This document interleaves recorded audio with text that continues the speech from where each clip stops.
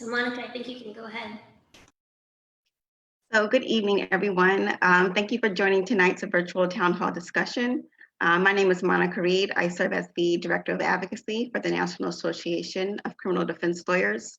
NACDL is a proud member of the Virginia COVID-19 Justice Coalition, along with a host of diverse organizations across Virginia.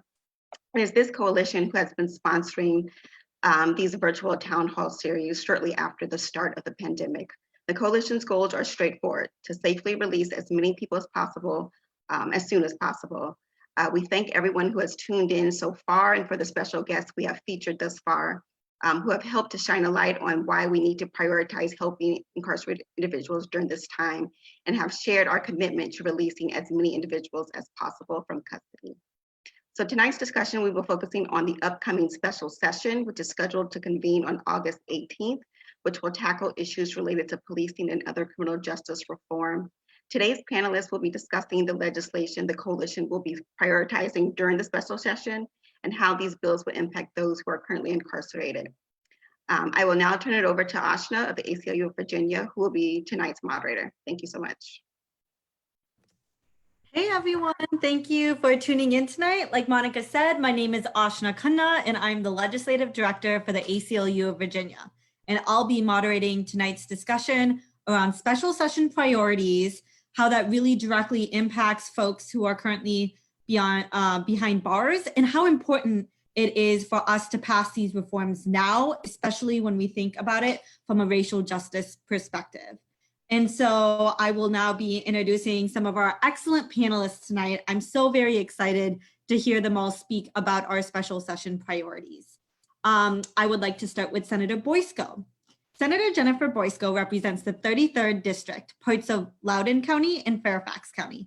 She currently serves on 5 Senate committees, including 2 that addresses surrounding criminal justice, the Judiciary, and the Rehabilitation and Social Services Committee. In preparing legislation for 2020 special session, she has been appointed to be the ad hoc criminal justice reform subcommittee of the Judiciary Committee. Senator Boysko was also recently appointed to the Corrections Compensation Board as well. She focuses her efforts to create an economy that works for all by improving schools and workforce training programs, supporting businesses to create new jobs, advocating for our immigrant population, and for residents who often don't have a seat at the table. And I've had the pleasure with working with her in the past. She's an excellent champion, and I'm so excited to introduce her today. We also have Jen Carter.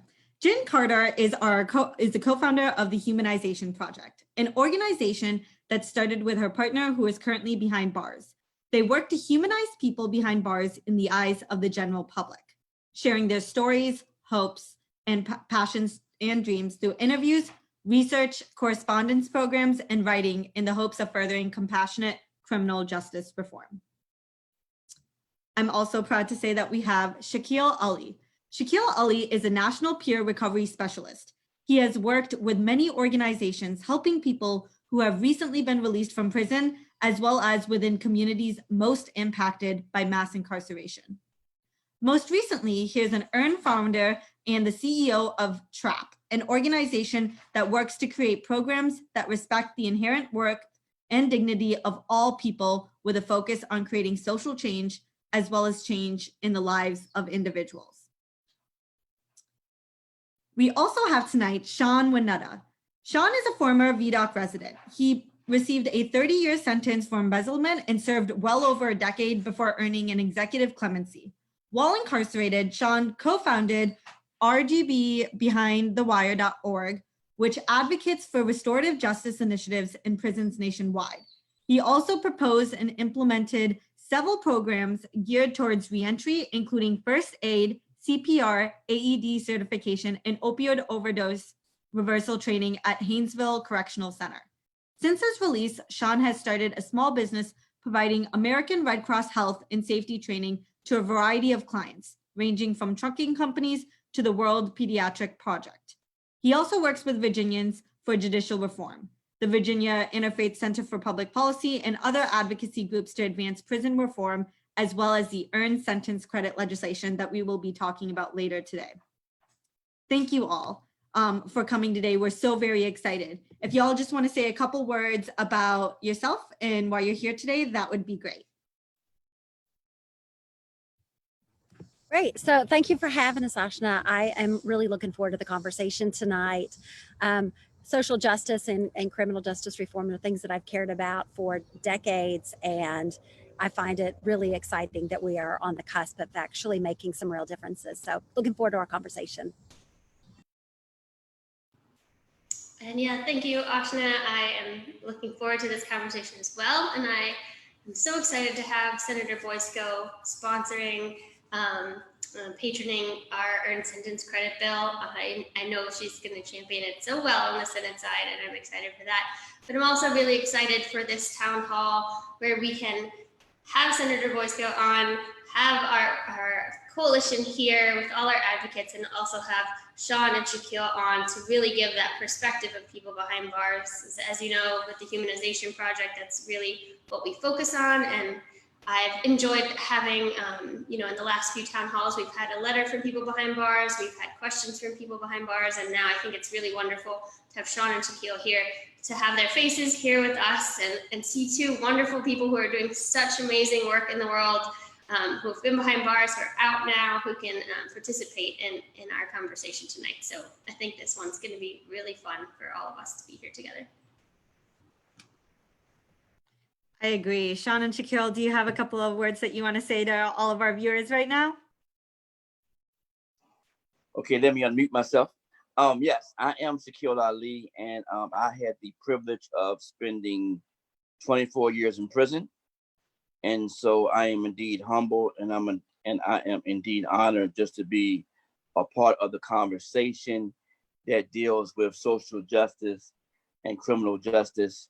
And because a lot of those individuals that we will be speaking about, I just recently left a few years ago that are still there. I have a stack of letters that came home today. I have about 4 or 5 more letters that individuals are telling me what's going on involving the COVID-19. And every day I'm getting letters and letters and letters and letters and letters. So every day I come home from work, I have at least 4 or 5 letters just waiting on me from various prisons around the state. So, I'm just, like I say, just humbled and honored to be a part of the conversation. Thank you. I think I'm going to echo what Shaquille had to say. I also had the displeasure of spending over a decade in the Virginia Department of Corrections, and this is similar to Shaquille. I get emails and phone calls every day from people that are still behind bars at various institutions, and this is not only my opportunity to have a seat at the table, but also perhaps speak for some of the people that are not, that don't have the same opportunity that I have, and nor that Shaquille has. So I'm grateful to be here and excited for the discussion. Sean and Shaquille, we are so privileged to have you both be on this panel with us today. It is so important that all of criminal legal reform work is centered around communities and impacted folks such as you two, who are really leaders and really paving the way and can talk about what is the truth and what is really going on right now, and what the solutions should be, right? And so it's so very important that we have these voices around the table when we're thinking about policy and we're thinking about change and we're thinking about progress. And so we feel so very lucky here at the Virginia COVID-19 Justice Coalition, and honored to have you both with us today. So what we'll be starting off the conversation is we keep mentioning special sessions. So for everyone, Virginia is going to be addressing, in special session, August 18th, it's right around the corner, where legislators will be able to bring forward bills around police reform and bills around criminal legal reform. And so the Virginia Justice Coalition is actually proud to say that we have 2 special session priorities and 2 bills, and we'd like to talk a little bit more about them right now. Jen, do you want to talk about the earned sentence credit bill, a little bit more about the bill, and let everyone know? Sure. So I was really excited to see that the COVID-19 Justice Coalition wanted to prioritize this bill. This is a bill that was introduced last session on the House side by Delegate Don Scott, and the Humanization Project helped to draft the original bill, and we worked really hard to advocate for the bill. I want to give a little background for folks watching, because I think a lot of us advocates on the call know a bit about the history of Virginia and its justice system, but some folks that are watching may not understand. So give a little background and then get to what the bill is all about.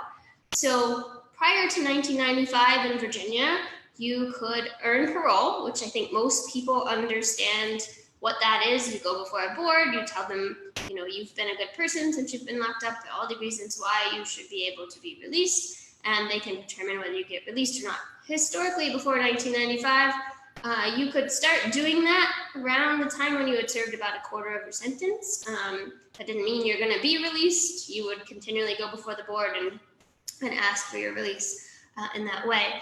Also before 1995, though, there was another system that they called the good time system. And what that meant was it's a little different. You don't go before a board. You just know that there's these things you have to do while you're behind bars. And if you do them, you earn time off of your sentence. Those things include not getting in trouble. So like not getting a charge, don't get into fights, don't do things like that. But we'll get into the details of that a little bit too, because it's not as simple as that. It's kind of complicated and meant to sort of trip you up. So not getting charges, but also getting an education if you need it, having a job while you're behind bars, participating in programming that you know, might be part of your rehabilitation and learning while you're there. So you have to dot all these I's and cross all these T's, and you can earn time off of your sentence, or you could before 1995. At that time, you could earn up to 50% off of your sentence if you're doing everything right. So when in 1995, parole was abolished, and at the same time, they didn't abolish the good time system, but they renamed it for whatever reason, the earned sentence credit system, and they truncated it down so low that it has become pretty much irrelevant here in Virginia. So everyone behind bars at the moment, if they were sentenced after 1995, has to serve about 87% of their sentence, even if they're doing everything right. So there's a big push to get parole back, which I fully support, and that would be amazing. But last fall, sort of at the last minute, really, it was kind of late. The Humanization Project, we were talking and we realized the earned sentence credit system was there and existed, but maybe we could expand it back out to those historic earning levels to make it a real incentive for people behind bars to do all the things, to basically become better citizens, to work on themselves and do all those things. So we helped draft legislation to expand that back out and make the time that you can earn off more relevant and more incentive.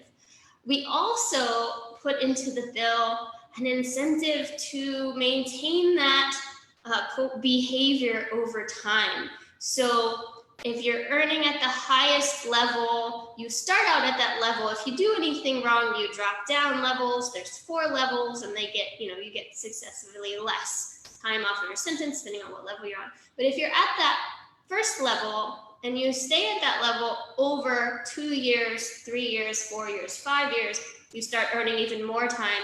And once you've been maintaining that level for 5 years, then you'll be at that historic level of getting basically 50% off. So you don't start at the 50%, you earn your way up there. And this bill would create, if you did everything right, your entire sentence, you would get, basically you'd serve about 63% of your sentence. So that's kind of what we're looking at with this bill. It was originally put in to include everyone, and we're trying to figure out how that's going to work with the legislation right now. And I think it's a really interesting system. It's not separate. It's not in opposition to parole. They can both exist at the same time, and I hope parole comes back too. But we really like this earned sentence credit system because it's very data and evidence driven, right? You can see what people have done over the course of their time behind bars. And I think it's a way, especially, and this gets back to our coalition pushing the bill for special session, it's a way to help release people based on evidence and data. When we have something like COVID going on, we can make space within our prison system. So hopefully that's a little overview of the bill. We can get into more details if people have questions later. But I'll turn it back over to Ashna to tell us about the other bill that we're pushing. Yeah, no, in a moment, I'll explain our public health release bill. But before then, we mentioned Senator Boysko, you're championing this legislation in special session, and we're so very excited to have you be the champion of such legislation. Could you tell us a little bit more about why this is so important to pass now in special session, and what motivates you to kind of do this work? Sure. Thank you, Ashna. I think Jen really described it well. There's going to be data so that we know that when we are releasing people back into the community, that they're going to have skills that they've built on while they were incarcerated, so that they will have a better shot at success, which is, I think, something that everybody can agree is the right thing to do. We really examined several pieces of criminal justice reform this past winter when we were in the full General Assembly session, and it became very clear to me that these are common sense, reasonable, and pragmatic steps to take, that we shouldn't be trying to lock people up just for the sake of locking them up and throwing them away, that they can be productive, positive members of our community. And especially with the Black Lives Matter and all of the public attention around racial injustice, and we know that Black people and brown people are disproportionately the ones who are incarcerated, this seemed like the perfect time to take this back up again. And we've gotten a lot of positive reinforcement. We've had conversations with police chiefs, with sheriffs, with the head of corrections, with stakeholders from a variety of groups, and have gotten only positive feedback because this is evidence-based, this is reasonable, and it's the right thing to do. And so I'm excited to be the Senate sponsor. I'm working closely with Don Scott, delegate who originally carried it. And I'm very optimistic about the opportunity for us to actually get this passed this year, so that, upwards of 6,000 people can start looking towards coming back home again, which is amazing. So thank you for having me on the panel tonight. I look forward to the conversation. 6,000 people. Wow, that is amazing. And so that's the one important part, right? It's a huge impact. And we know that it directly impacts the racial justice since the criminal legal system. And we know those who are incarcerated are disproportionately Black and brown community members as well. And so that part really excites us over here, is that, this would really give an opportunity for true public health safety overall community, and also recognize that this is unnecessary incarceration, and that this is, currently the system is not working. It's not set up in a way where folks can come back. And so this is truly, a moment of justice. And you said, so you think that this is definitely going to be something that has a lot of momentum behind it for the special session?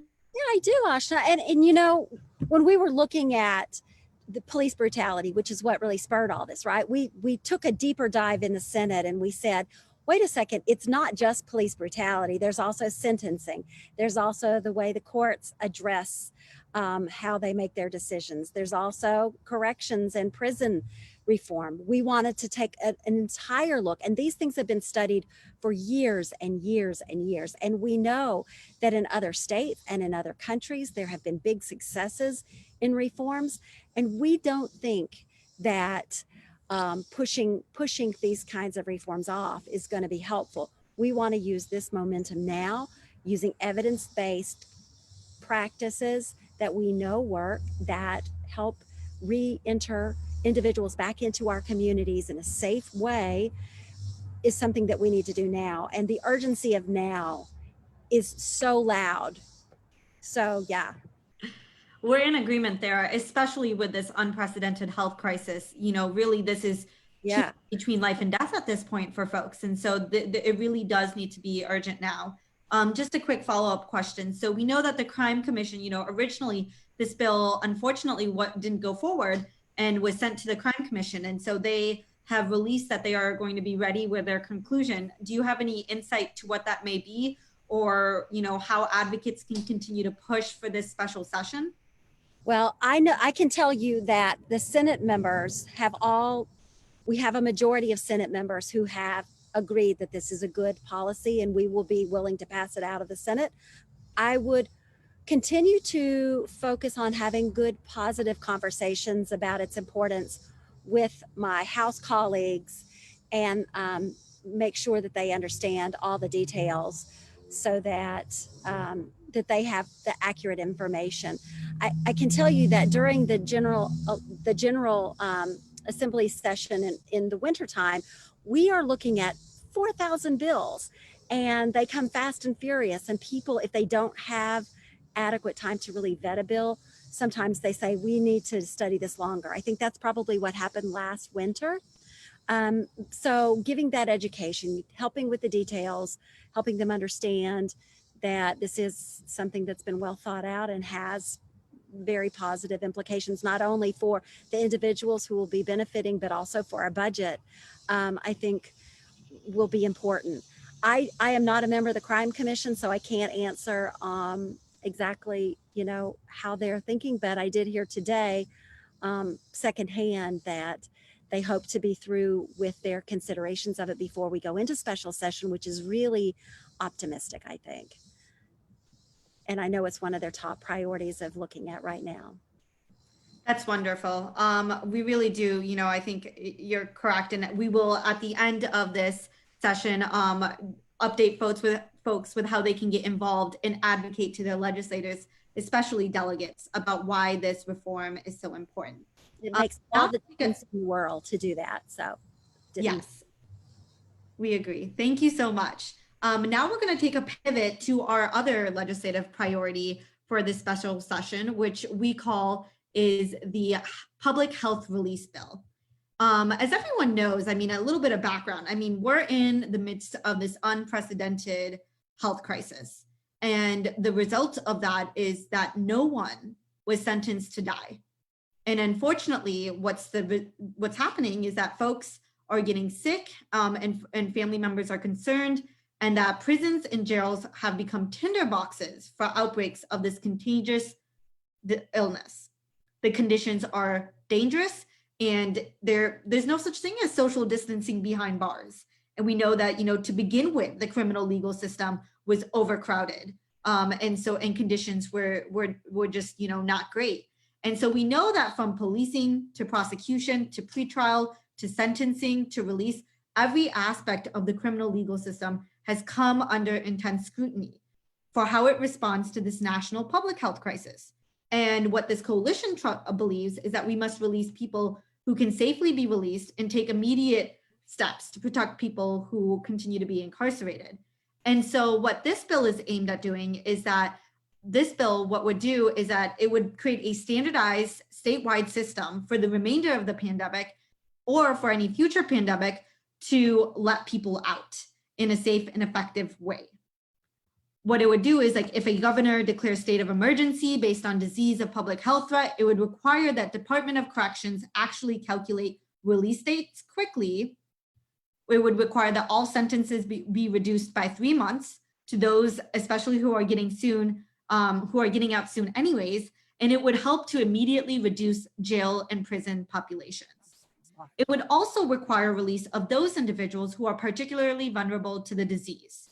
And really looking into that, I think it was heartbreaking for me earlier when we did a virtual press conference when a daughter was talking about her family member that was currently incarcerated that was to be released this year, just a couple months away, and she didn't know if her stepfather was going to come home. And that's just heartbreaking to me. And so again, no one was sentenced to die. And so what we're looking for is this is a solution to ensure that when there's a public health crisis, there's an efficient and effective way for folks to be released. Earlier, there was a budget amendment that was passed that would basically release anyone who had a year or less sentence left. And what we realized is that there was 2,000 people eligible. However, only 300 individuals have been released. VDOC is not acting fast enough, efficient enough, and what the real impact is people are put into situations where their loved ones or themselves are put into life and death situations. We understand that anyone who's going to be released will be on supervision anyways. So this is really not making anything towards public health safety, but instead actually keeping everyone at large safe, knowing that, if outbreaks occur in facilities, that, that will also lead to what we're finding is this practice of solitary confinement instead of getting medical help that they need. And so what we're hoping as a coalition is to put forward this public health release bill that would really address the issues that we're seeing now currently with releasing folks, and really create a system for any future public health crisis for those who are currently incarcerated. And I'd like to take a couple minutes now to talk with Sean and Shaquille about what those conditions actually look like and what they are hearing from individuals who are currently behind bars. Shaquille, why don't we start with you? We know, like you mentioned, the criminal legal system is flawed. And for far too long, Black and Brown Virginians have been disproportionately impacted. Could you talk more about the letters that you were referring to? What are you hearing from folks? Okay. Aspect. I want to make sure it's known too that I have a nephew named Sean Wright that's currently at Dillwyn Correctional Facility, and he has contracted COVID-19 on the coronavirus.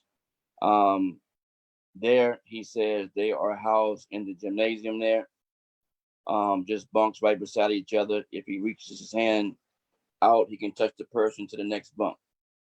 So it's kind of like, and it's over 200 people in the gym that has been tested positive for COVID-19 there. I just got a letter from an individual by the name of Eric Gray. He's at St. Bride's. He said at one point in time, there was no cases. Then there was 4 cases. Now they're up to 173, just like that. So it's spreading fast. And we know that one person can affect 2 people. 2 people can affect 4 people, and it begins to multiply as such. His thing is that there, and just real briefly, he says there are 98 people to each dorm. We are next to another dorm where 30 people failed temperature tests. And a few more of those individuals fell sick because they don't have anywhere to take these individuals that failed the temperature tests. Those individuals remain in the pod with the other individuals. And so he's saying that each one of us wakes up wondering if they would be the next to get sick today and never be able to see their families again. He said, I was sentenced to 5 years for a probation violation and an assault charge. And within my last couple of months to serve, I do not know if I would make it home. I recently went to a funeral last week of someone from Powhatan Correctional Facility that I know extremely well that died from the coronavirus. He has spent over 32 years in prison, and he contracted the disease. He was sent to St. Francis Hospital. I used to call out there to check on him. One time they told me he was getting better. I received a phone call that he had died. So we buried him last Wednesday. And the most of the letters that I get are from Powhatan and St. Bride's. And I talked to my nephew on the telephone, so he kind of informs me of what's taking place at Dillwyn. The problem that the institution had, I don't know what can be done because we live in so close proximity of one another. Sean probably can testify to this. We're right there on top of one another, in the kitchen, or well, they don't even go to the kitchen anymore, but even in the pods. And if you live in a dorm, oh man, you couldn't imagine, the bathrooms of, you might have over 100 people, that they have to use the bathroom, the showers, and maybe 4 showers, 4 stalls, so if 2 or 3 people get sick, and they remain in that pod, then you're going to have problems. The problem at Powhatan, I don't want to, take up too much time, but they are allowing these individuals to go to work. And it's because of the money that Powhatan makes, right? Powhatan was closed down. The whole prison should be condemned, to be honest with you, if Sean knows about Powhatan. But anyway, they have a workforce there, and they make license plates and tags, and so during the COVID-19, even when individual was testing positive, they didn't lock the prison down. They still went to work, every day to make license plates. So my argument is that if you close DMV down, you know what I'm saying, what's the need of making so many license plates? Plus, you know, the president should have been locked down for at least 14 days. But as we speak right now, those individuals are still going to work. Every day they're still going to work, and more people are getting sick. They haven't shut it down yet. And this is a problem, and we need to do something about it. Yeah, if I may add to that, Shaquille, if you don't mind, because that's where most of my contacts are too. Like, it's not even just that they're sitting them to work; they've also been moving them around to be able to continue Oh, yes. to send them to work. So they're infecting different groups of people to try to get people who aren't positive to still be able to go to work, and it's a giant mess. And they're, like you said, they're making license tags. There's a print shop, things that do not The milk plant, screen printing, you know what I'm saying? These they make a lot of money. They make a lot of money, so they'll put money over human lives. You know, they don't want to lose that money, because it's millions and millions of dollars, and these inmates receive pennies for going there working every day. Their paycheck might be $50 a month. And they're receiving millions. This is another problem, but we're not talking about that right now. But let me, back up for a minute. But anyway, we know there's a lot of problems in the institution. But in COVID-19, they are not doing all that they can. And that's my issue. They are not doing all that they can. It's so much more can be done and so much more should be done. And so I think that we have to remain, forceful and aggressive, and making sure that our loved ones are being treated fairly, justifiably, and they're getting the best care that they can get. And Sean probably want to speak a little bit more to that. Yeah, no, Shaquille, thank you so much and I'm so sorry to hear about your friend.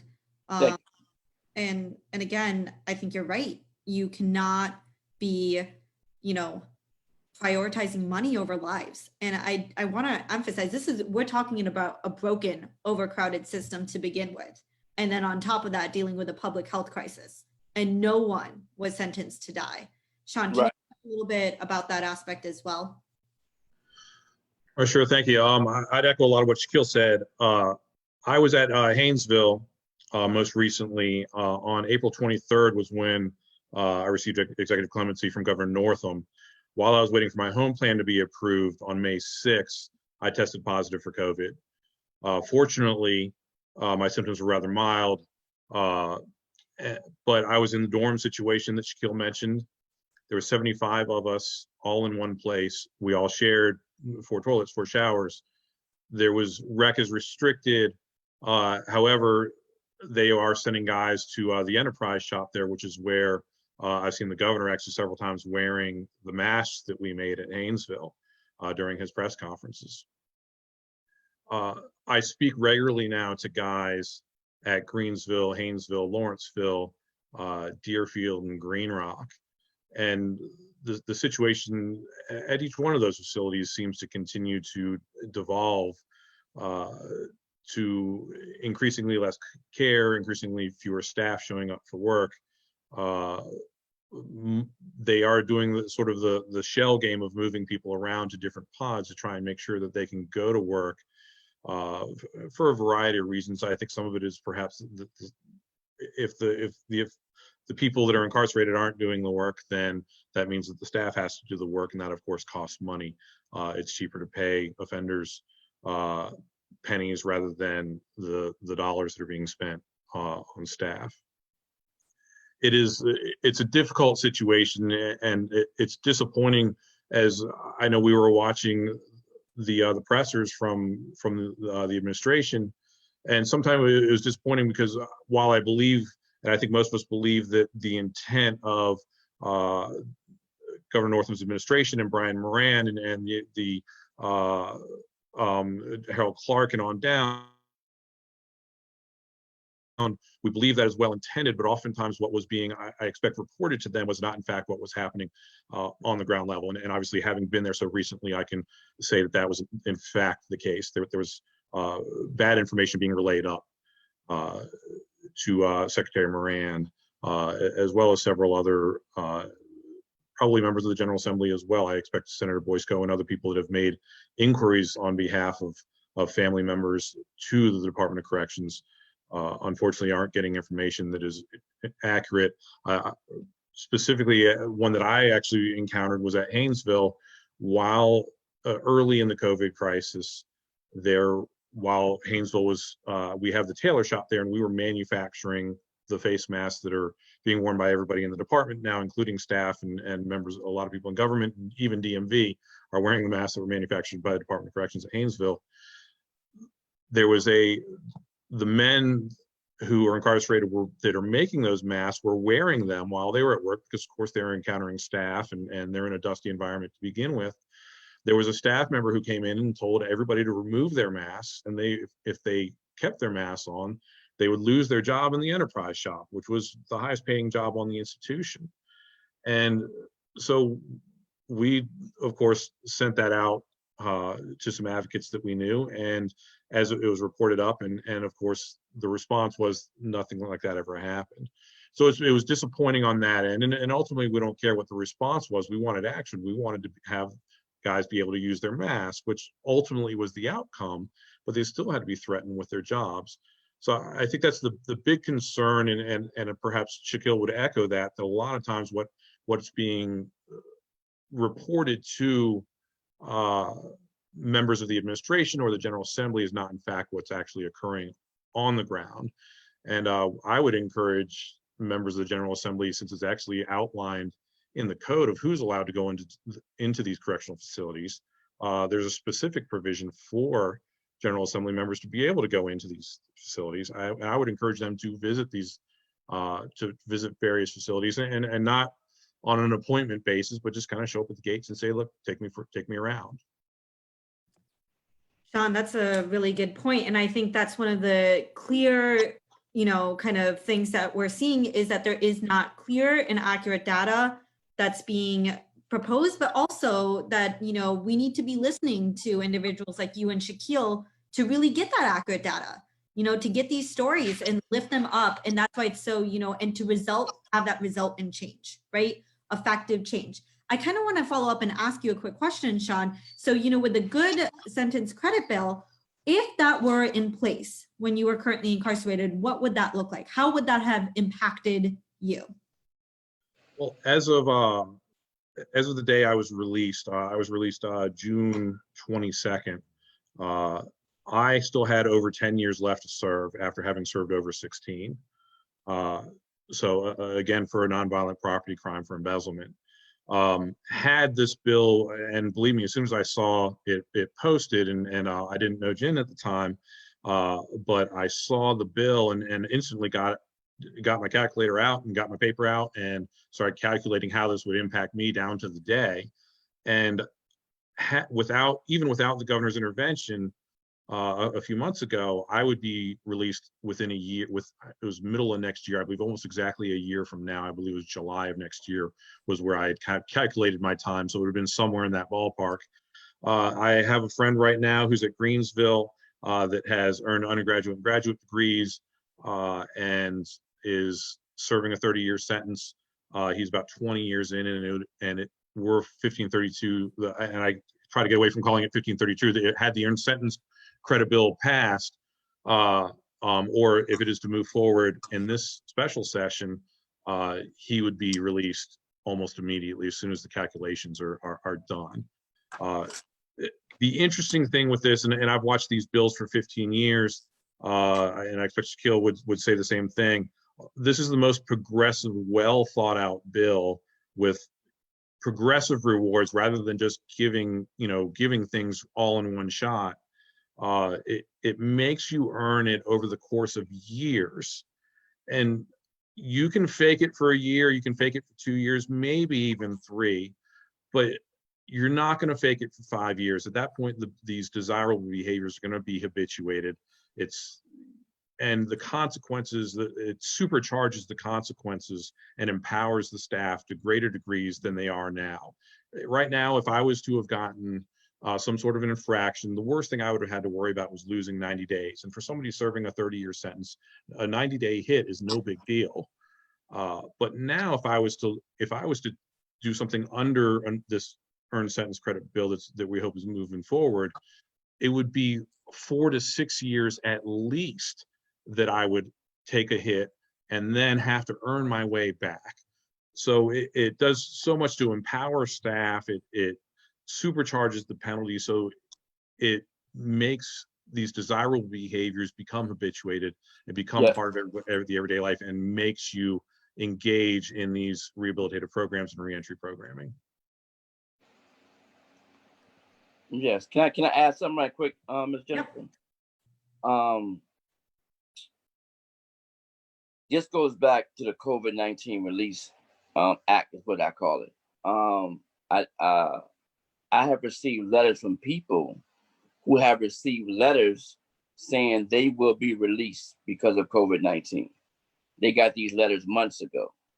So they have been like waiting since April to be released. They've already been approved. The letter says you have been approved to be released underneath COVID-19, such, and they're still waiting. So now they are getting a little bit impatient because they're seeing individuals that are getting sicker and sicker, and they have already gotten their letters saying it's like getting a parole letter to say, you've made parole, and now you're waiting to be released, and there's no tentative date to say when they will be released. And so I've had a few phone calls, a few letters. People want to know, what's going on? How come we're not being released? How long does it take? I got an individual that says that, hey, I only got 70 days left on my sentence anyway. So I'm trying to, and I got my letter May the 11th, and I'm still here. So we need to do something about that too, right? And on the earned sentence thing is that to piggyback a little bit on what Sean said, is that the earned sentence that we must emphasize is that it's going to make your prison safer too. It's going to make your prison safer because the behavior of the individuals will begin to change, knowing that, I could possibly have my earned good time down from 85% to 50%. I had a conversation. I don't know if Jen remember when we was in Dumfries, me and Mr. Harold Clark had a conversation, and he said he can't make individuals take programs. He can't make individuals get their GED. And one of the things I had stated to him was that if you had a program just like this, and I've been thinking about this for a long time, like if you got your GED, if you had your college degree, it would take off 10%. If you got a trade, it would take off 5%. And if each individual worked towards getting a trade, their opportunities will also be greater when they come home to earn a living. And like I explained to him, if I'm 20 years old and I was sentenced to 50 years, what's the point of me getting a GED? And I know that when I leave prison, I'll be at least 67. What's the point? If I'm 25 and you gave me 40 years, right? What's the point of me taking a GED program or taking a brick mason class when I'm coming home at 70? I'm not going to be laying no bricks at 70. There's no point of me trying to attain these trades. So what's the point? And so you have to have some type of incentive to make these programs work. So to earn good time is that incentive that would make them work. So I just wanted to add that. And I just also wanted to give a shout out to one of my mentors that I didn't know was on the call, Mr. Richard Walker. How you doing? Good to see you. God bless you. So I just wanted to acknowledge one of my mentors is on the call. So thanks for letting me add that. Yeah, we love Richard as well. And I think, you say it so clearly that, these are clear injustices. I cannot tell you how frustrated it is on our end too. We currently have the ACLU of Virginia currently has litigation against the Virginia Department of Corrections. And it has just been, really disappointing to see, the changes and they're not happening quickly enough. And we are also hearing from loved ones on a daily basis, so concerned for their family members and their well-being. I'd like to quickly, kind of pivot to some of the questions that are being asked over Facebook and over Zoom. So the first question is actually towards Senator Boysko. So currently for the good credit bill, are we going to include everyone who is currently incarcerated regardless of their crime? And is this a sticking point that is going to continue, that you're going to continue to advocate for throughout special session? Thanks for the question. So we are in conversations about that, actually. Jen and I were discussing it today. In the regular session, we passed a bill dealing with the fishback people and carved out a very narrow group of people who would not qualify. And I'll ask Jen to clarify exactly which group that is. Typically it's sexual predators and people who have done things to children.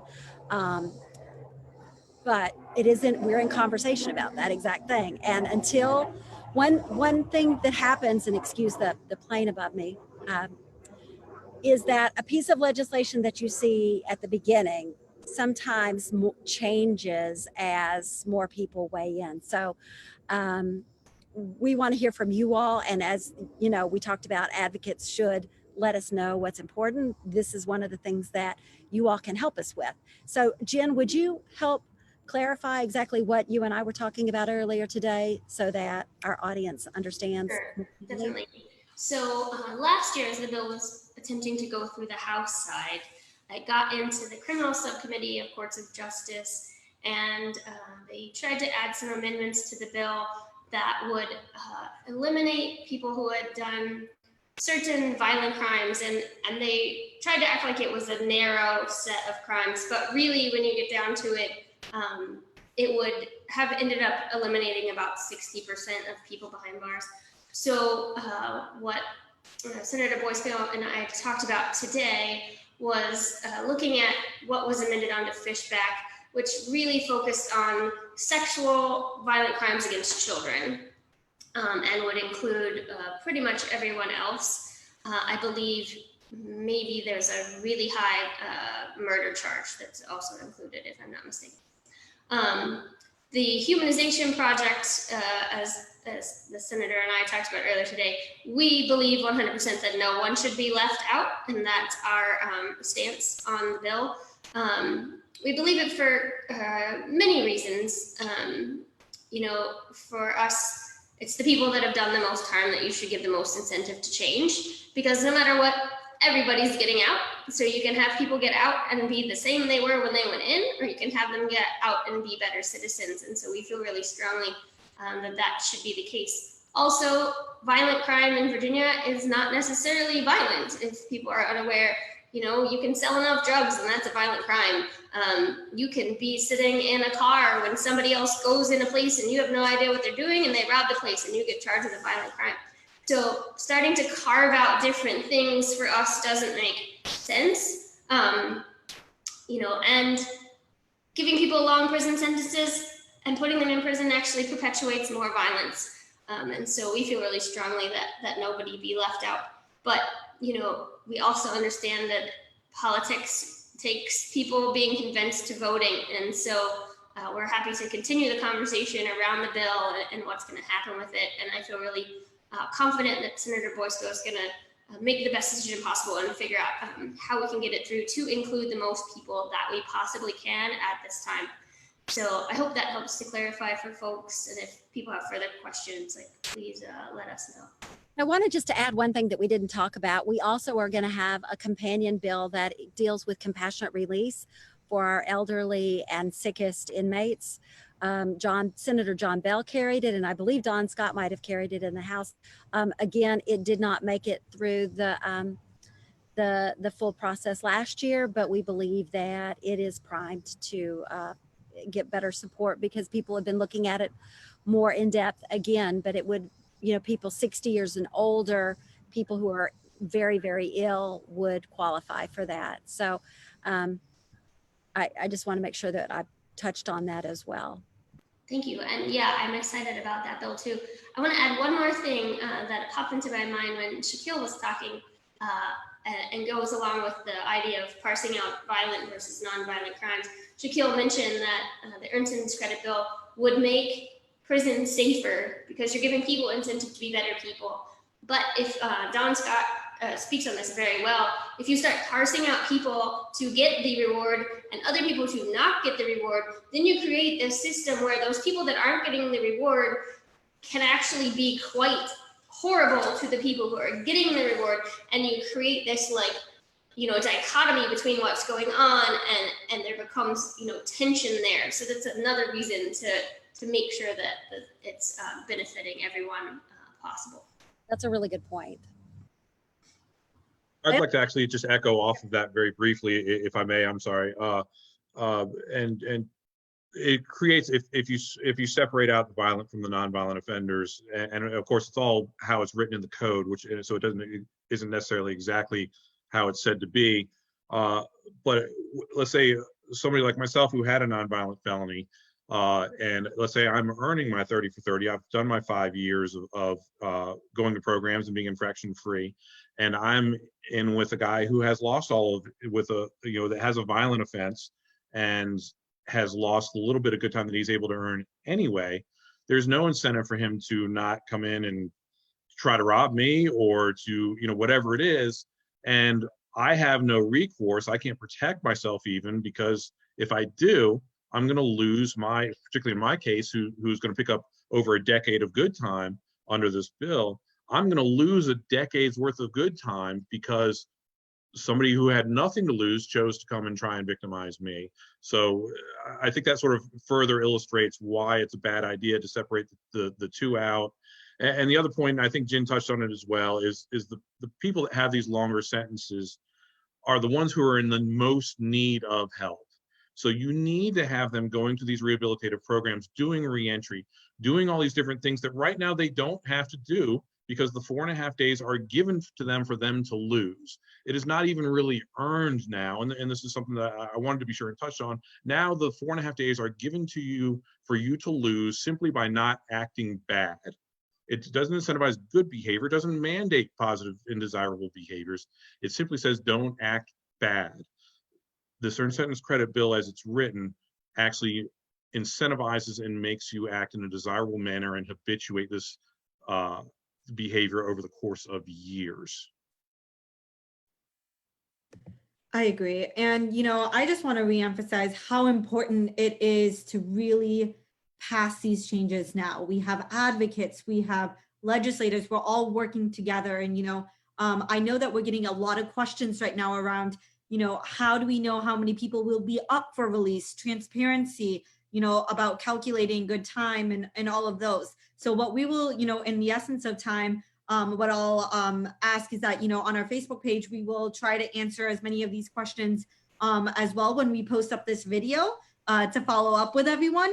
But, I really want to get to the important part of how to be engaged, right? How to advocate for these changes and make it so that legislators have no choice but to say yes to such smart, effective legislation that truly, values lives and truly embodies racial justice and criminal legal reform all in one.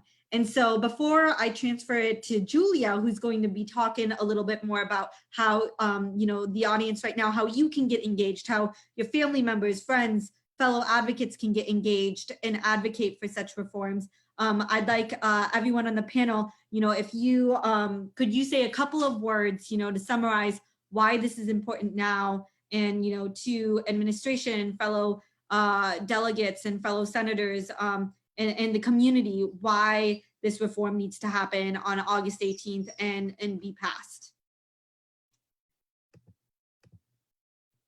Senator Boysko, we can start with you. Well, I think we've had a good conversation talking about the merits of such a bill that incentivizes the incarcerated people to try to learn new skills and behaviors that will give them a fair and good chance of success once they get back out in the community. it's a budget. It's good for the budget because we will have fewer incarcerated people, which means that we will have a less need for the budget constraints on our system, and we will be giving people the chance to get back into the community to have productive lives, which is really what we want. Punishment, as has been said many times, punishment for punishment's sake does nothing for anyone. It doesn't redeem anybody. It doesn't make the hurt go away for someone else. What we really need to do is focus our entire system on how do we help people get back to the future. Stop looking behind us and start looking forward, and make sure that we're using evidence-based practices and well thought out planning so that people do find success. So I hope we're going to get this passed, and we need everybody on board to make that happen. And I appreciate you all and your advocacy. Thank you so much, Senator. We're so happy and proud that you and Delegate Scott will be carrying this legislation through special session. And we're just so excited for y'all to be champions of this movement. Like you said, going forward on racial justice, going forward on criminal legal reform. Jen, can you say a couple of things as well? Sure. I'm excited for both of these bills, and with the earned sentence credit bill especially, but also with the public health bill. This special session was convened for two reasons. It was convened to address the budget, and it was convened to address criminal justice reform with the lens of racial inequity. And the earned sentence credit bill does both of those things very, very clearly and very, very strongly. I want to say again, long prison sentences don't make society safer, but making better citizens does. And that's really what this is all about. And I have been so happy and excited having Senator Boysko here talking, because she's such a great champion and she really gets it. And so she said a lot of what I would have said in conclusion anyway. So thank you everyone for being here. And I'm so excited to have Julia tell everyone how we can get going with advocacy. And thank you so much. I'm so excited to see if the bill will pass. Thank you, Jen. I'm so excited too to see, folks getting engaged. Sean, can you tell me what you would say right now if you had, the administration, community members, and legislators right in front of you right now? I think there's a point where punitive sanctions need to cease and restoration and rehabilitation needs to begin. And I think right now it is strictly a punitive system seeking peniological goals. And I know it takes a long time to turn around an aircraft carrier, but I think some of the efforts that are being made right now need to accelerate the curve. And I think this earned sentence credit legislation really supercharges that acceleration of the curve. Thank you so much, Sean. Shaquille, some words from you as well. And I'd love, even to talk about, this is deciding between death and, life for some folks. So why is this urgent now? It's extremely urgent now because we all are living in a time that we have never witnessed, right? So we cannot allow the prison industry to continue as it always has, because we are living in a time that we have never witnessed. Even in society, we are not living our normal lives that we did 7-8 months ago because of the times that we're living in.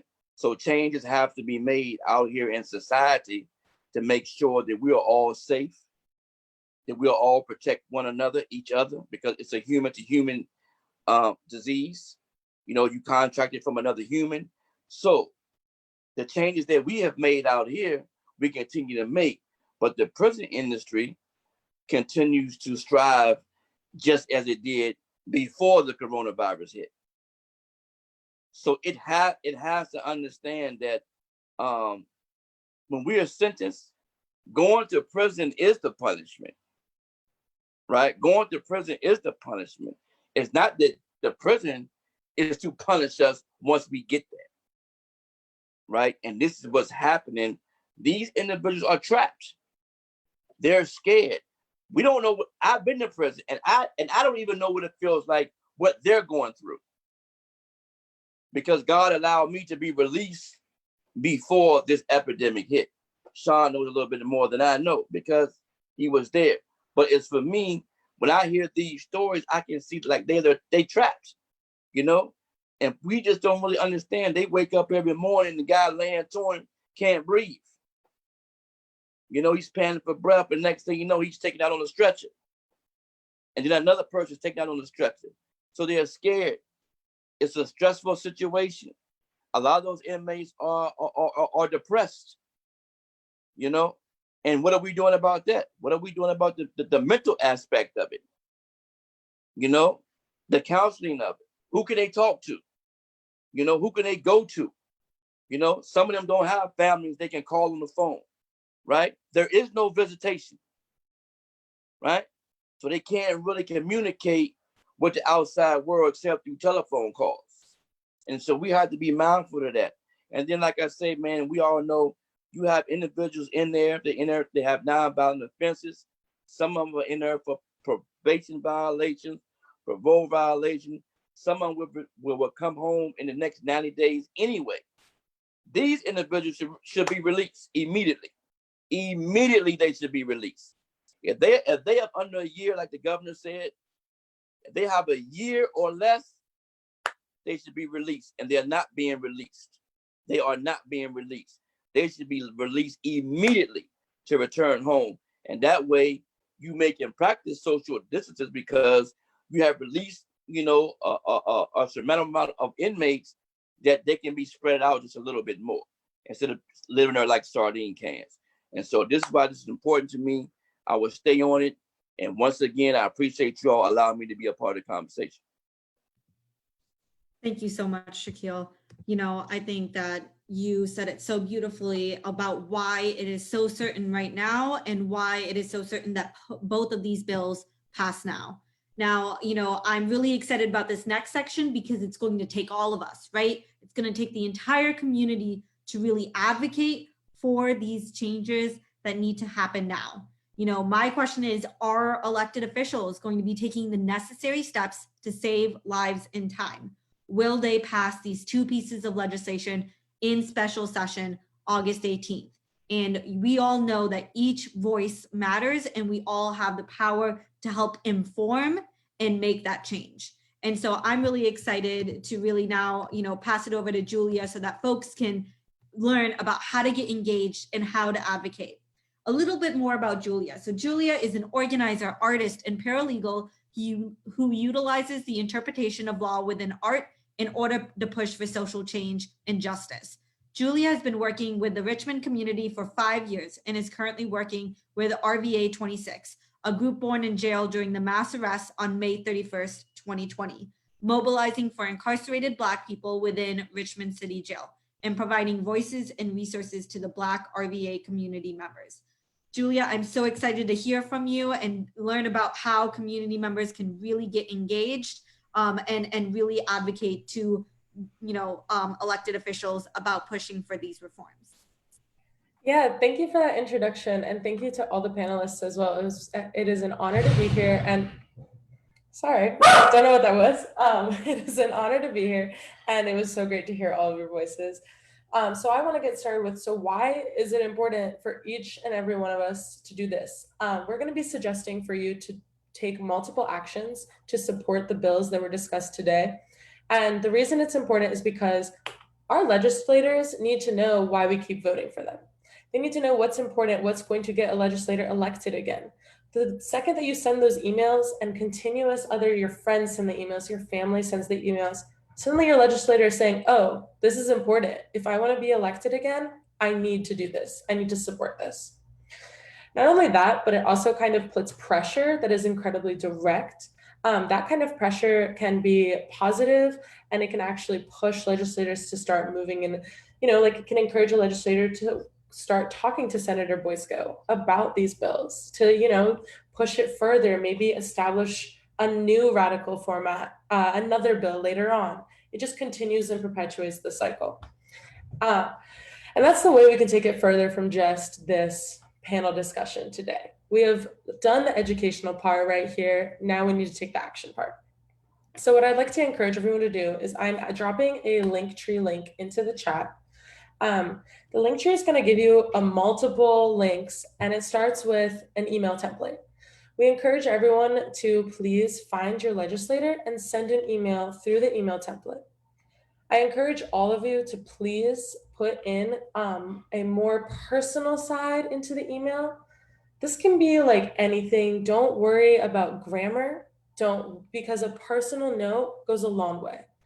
It also prevents filtering from senators' emails. So a lot of times legislators might filter out emails that are the same thing over and over. If you add a personal note, they're less likely to get filtered. So you can use the link to go ahead and do that.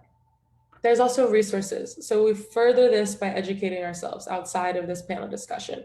The resources just go into depth about the bill, the options you have, the reading of it, exactly what's lined up. And it also provides some links just for organizations in the community that you can support and follow. The next thing I want to talk about that's also incredibly important is the special session in August. On August 18th, the special session is where these bills are going to be presented. Now, constituents can actually submit a public comment and speak at these special sessions. So to do that, you're going to want to send an email to public_comment, which I'm dropping it in the chat as well, at virginia.state.gov. And you need to submit these comments. They're requesting them by August 6th, I believe. So you're going to want to submit this, and you can either do a public comment that's going to be read, or you can sign up to actually speak. So these are just the multiple ways that you can actually contribute to the call to action. I recommend another thing that you do is write a personal letter, which is just handwritten. That's a big deal.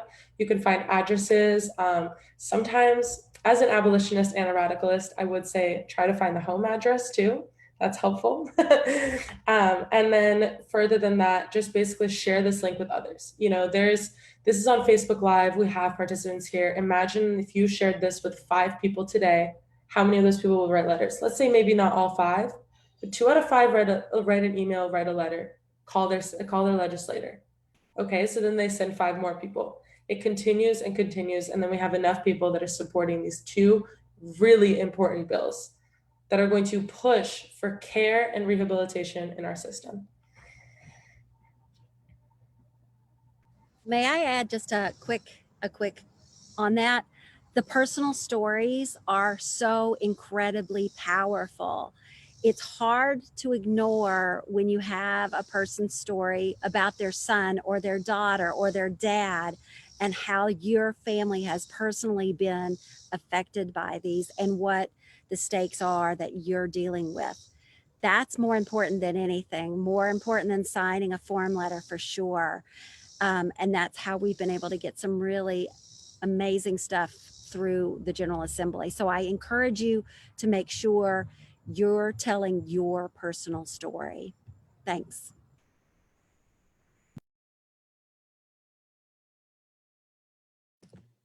All right, Julia, thank you so much. If folks have any questions, again, this is going to be, we're live right now. This is going to live on our Facebook page. So please share this video and let folks know that, if you go to the last 10 minutes as well, then you can learn about how to, create change, advocate for these important changes and why it is so important now. No one was sentenced to death. Our criminal legal system is broken. It does not work equitably for everyone. And we really need, and these changes are long past overdue. We've studied them. We've got folks like Sean and Shaquille who are advocates, and Jen, advocates for them. And, we've heard so much from people behind bars and their family members. And this is not the way it should be. The system's broken, and it's just become even more so with this unprecedented health crisis. There should be no one who should be having to choose and think about life and death and wake up that way.